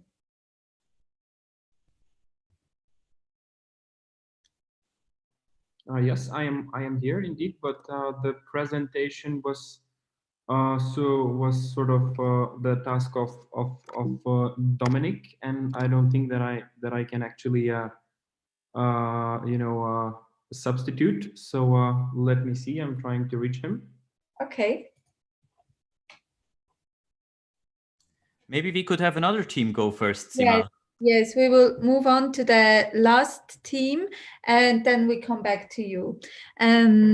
Okay, the next team is Data Poltergeist, and that's only one team member in there, I see, and that's Arshad. Arshad, are you here? We can see your screen, but not hear you, Arshad.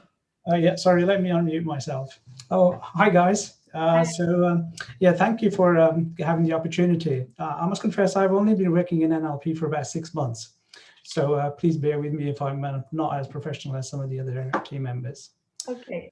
Okay, so task 1, I basically used the Steve's code as kind of like a starter, just to get myself going. So I used his cleaning algorithm to clean the data and pickle it. And then my kind of overall strategy was to use a couple of the scikit classifiers, things like XGBoost and the random forests. None of those really gave great performance, but I didn't really do any hypertuning on the parameters. But I know a reasonable amount about deep learning. So then I moved over to use BERT.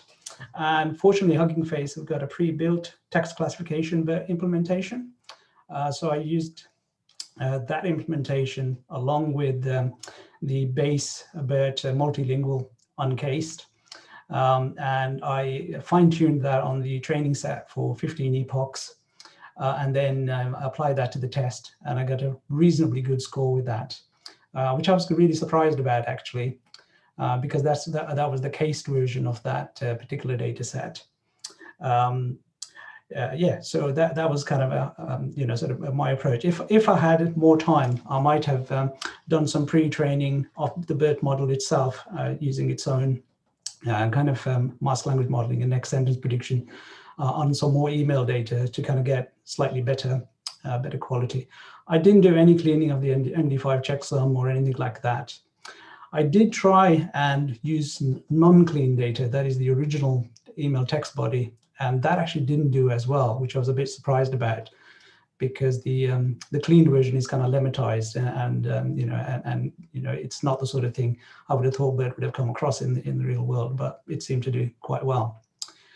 Task 1B, I did it slightly wrong, unfortunately, because I didn't know how the manuals were encoded. So I applied just basic BERT again and fine-tuned and applied that, and I've got a score of about 0.15. I think if I had sort of done that properly, I probably would have gotten a reasonably good score of probably in the early sort of mid 20s in terms of the F1 score. So that's task 1. Task 2, my sort of overall strategy was to use TF-IDF, and then so to basically group all the emails by the current services, apply TF-IDF, and then work out what the intersection among the different services was to see which ones were potential candidates, for merging. That didn't work that well because the data is quite noisy. It's got a lot of names, addresses, telephone numbers, which really screw up the TF-IDF weighting. If I had an opportunity to clean the data up, that might have been an approach. It would be interesting to see how well that would have worked. I didn't really get a chance to do task 3. So yeah, I can't really speak about that. So yeah, that was my approach. Thanks, guys. Thank you very much, Arshad. I think you did very, very great considering you were alone. So that's great results. So now it's time for the jury to ask some questions. You can just write it into the chat if you have a question. And there is one from Mark. Yes, I should show you my video where I am. Yeah, sorry. Oh, there's your picture. Wow, you are at a very nice location, it looks like.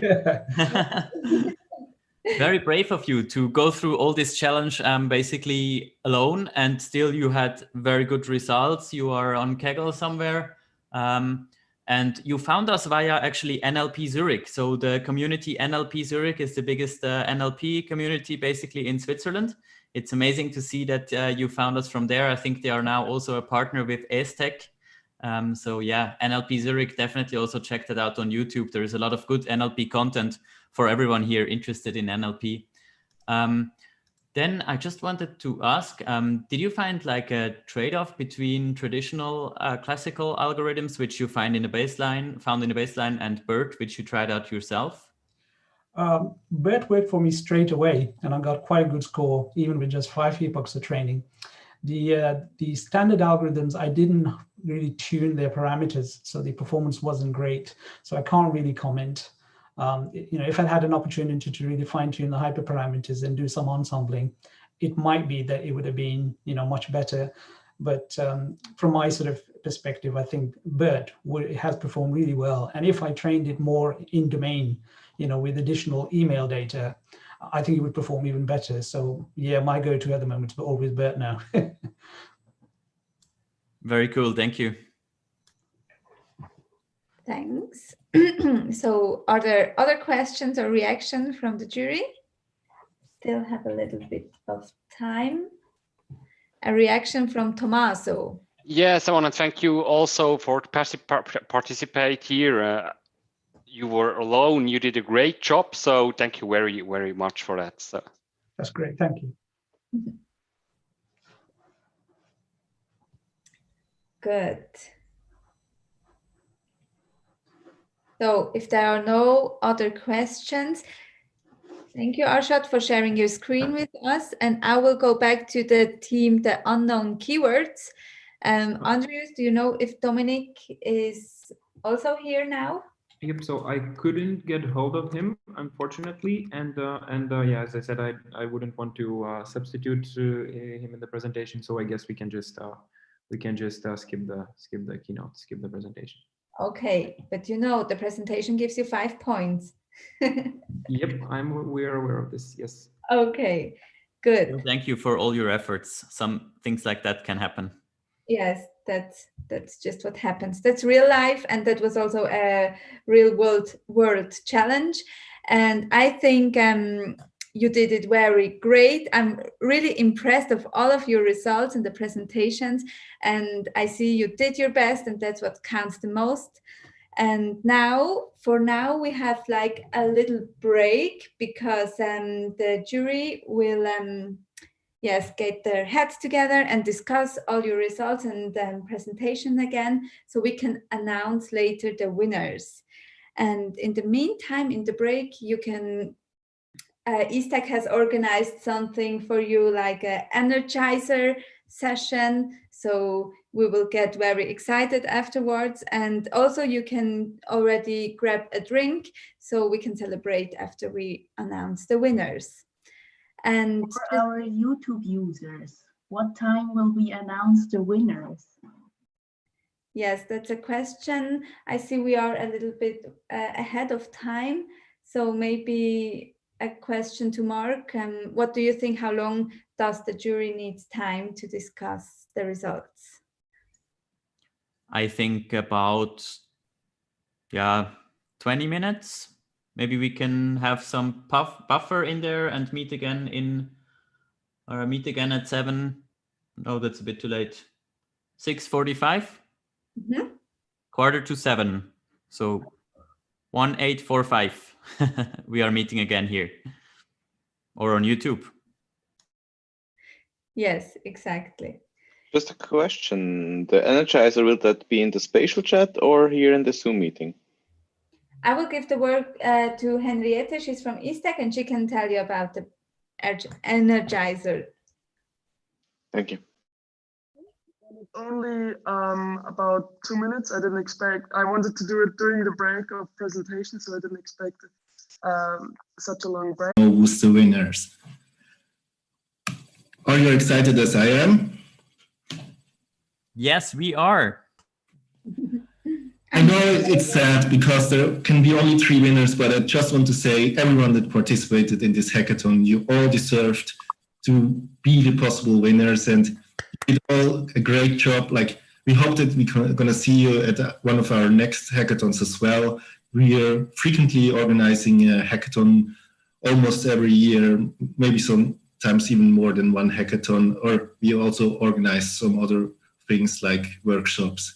But now let's get to the important stuff. Let's start announcing and celebrate the winners. I'm going to give the word to Mark. Thanks a lot. So we do have a 3rd place. That was someone who was very good on Kaggle, and that was no accident. He also showed a very consistent and very promising methodology to get to this position on Kaggle. So what can you win? You can click once on the slide, please. Adventure rooms. So I don't know if everyone of you knows that. That's going into a room where you have to find your way out. And along the way, you will find many hints and little pieces of actually solving a mystery and finally getting to the end of that mysterious room. So you will be invited to this challenge in Switzerland. And who is the you? Well, let me try to make it a bit more interesting. How do you say Trommelwirbel in English? A drum roll. Drum roll. That was a drum roll. Did you hear it? Yes. And click. Okay, there we have an outdated presentation. So the winner is Django Unchained. Congratulations to Django Unchained. This is the winner of the 3rd place and not of the 2nd place, which will follow now. Do you want to say something to that, Django Unchained? So that's Salim Shaikh and Akash PB. Yeah, Akash, I really want to thank everyone. I learned a lot from this hackathon. Me and Salim, we had been working as a team since 2-3 years. We had been participating all around the globe. And I'm really happy to win it along with him. And hopefully in the next few versions, we will be able to participate and will show more and more better results. That's all I want to say. We are really glad we had you on this hackathon, and you really showed us a great result. Thanks. So now we are just facing some technical challenges to get back to the slide where we have been. Just sorry, I will just quickly, sorry for my technical issue. I will just. We almost made it through the hackathon without, and now we had one.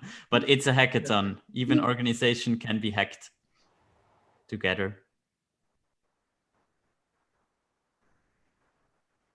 All right, for the 2nd place, I would give the word to Tobias to announce it.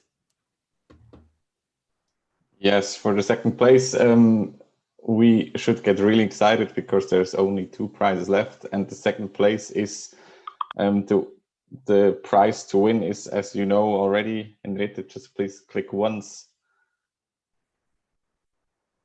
Is the what? I can't see it now, but it's the body flying experience where you will be able to be lifted up into the air and enjoy flying with your own body. And the winner of the second place is drum roll. Mind Install, Srikant, Anastasia, and Jaswant. Way. Very well done. Does the jury want to say a few words about it, or should I say what the jury told me? Well, they're curious, I guess. So the jury told me that you did very well on Kaggle. You were on the 5th place for your solution. You had a really creative solution for task 3 with the hierarchical clustering, and you had a good methodology for task 1, which really made the difference to get to 2nd place. So well done. We will get in contact with you to transfer the prize to you to be able to, so you will be able to get flying. Srikant, Anastasia, and Jaswant, do you want to say something to that? Congratulations. I guess from my side, first, thank you very much to my teammates. It was very exciting to work with them, and I learned a lot. And thank you very much for organizing this hackathon. We had a lot of fun.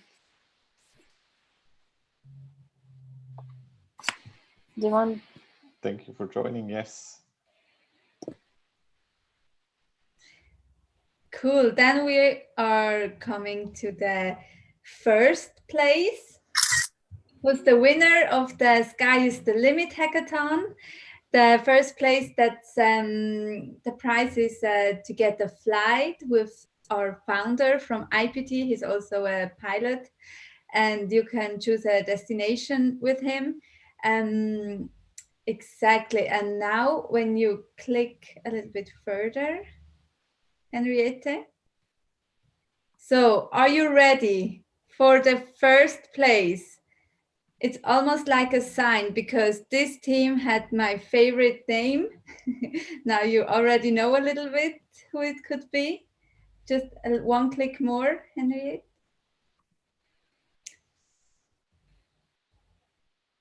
It's Pizza Kebab.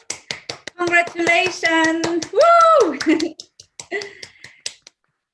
So you can go 1 click further because all the applause memes will appear here.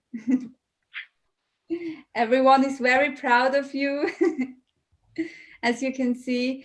Mesut, Ettore, and Alejandro, thank you so much. You did a very great job. I will give the word to Mark from the jury so he can say a little bit more about your task. Yes, Tommaso actually will announce that. We have Tommaso from EDA. So sorry. What was it? The word first, the task 1 was the best Kaggle for first place on Kaggle, and then the methodology was great for the task 1. Then task 2, the result was amazing. The methodology and the architecture was great. And on task 3, we were not sure what you will present us. And in the presentation, you gave some examples, and that look also very exciting. So we get in touch with that on the project. And then at least it was the presentation in terms of the content. It was the best presentation. So we are really happy that you win and took the 1st place for the best food, pizza and kebab. Thank you so much. Awesome. You will be taking off with a PC-12 international private flight. Mesut, Ettore, and Alejandro, how do you feel and what do you want to tell us?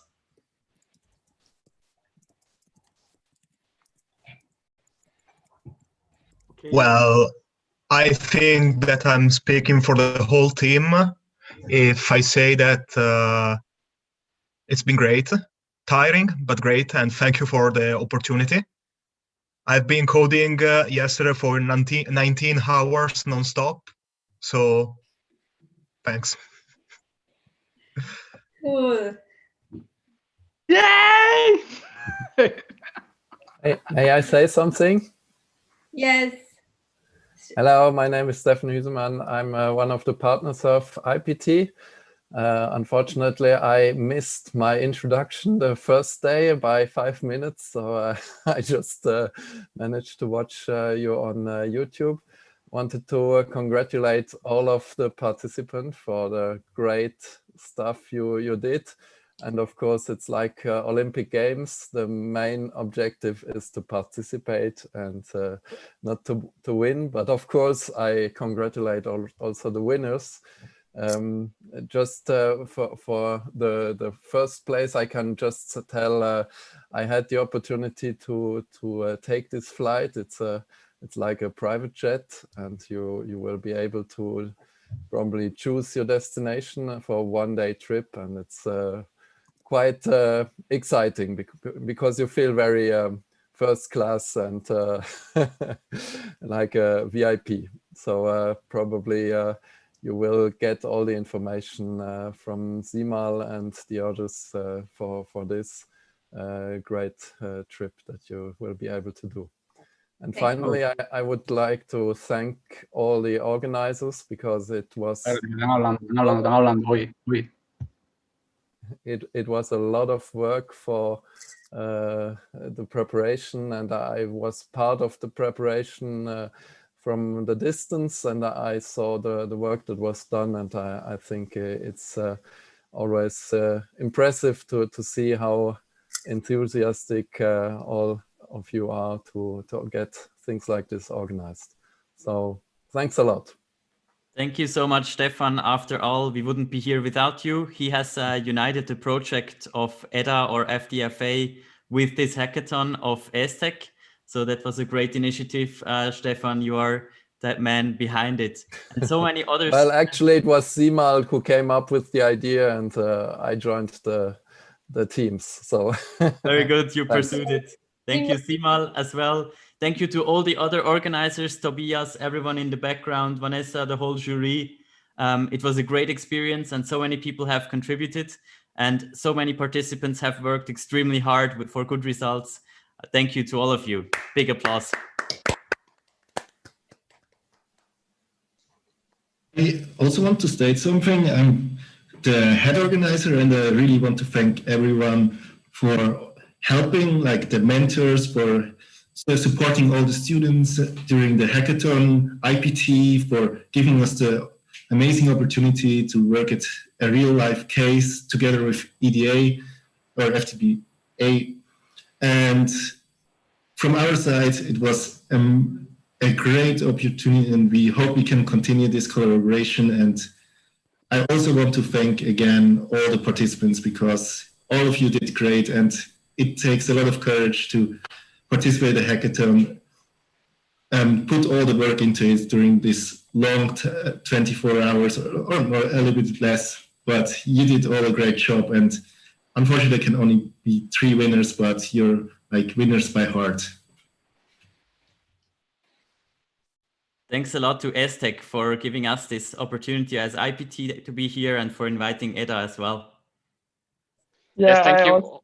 Oh, sorry. No, you can go first. No, go first. Oh, yeah, I also want to say as ESTEC, thank you to IPT and FDFA for doing this hackathon with us from my side, and I think I will speak from all the others as well. I had a lot of fun, but I wasn't hacking, so I only also joined the fun parts.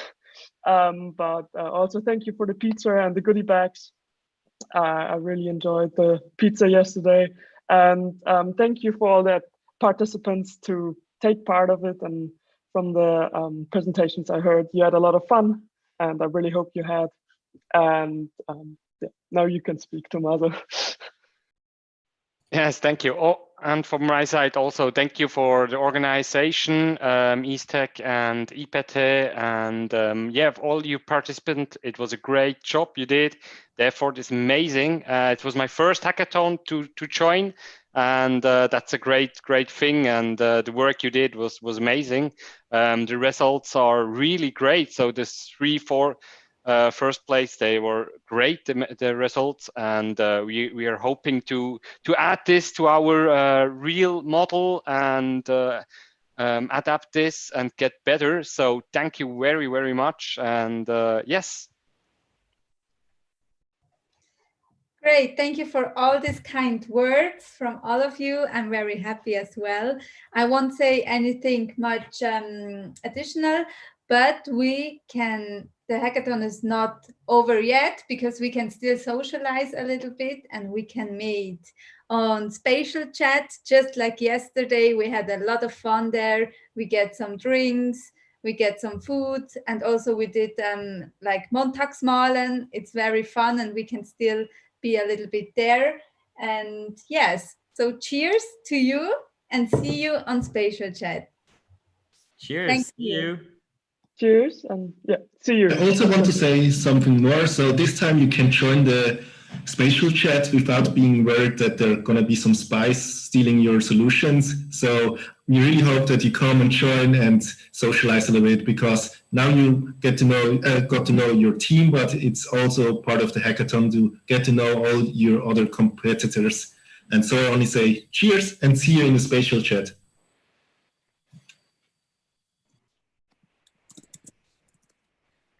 Actually, Alejandro wants to say something as well, so please go ahead.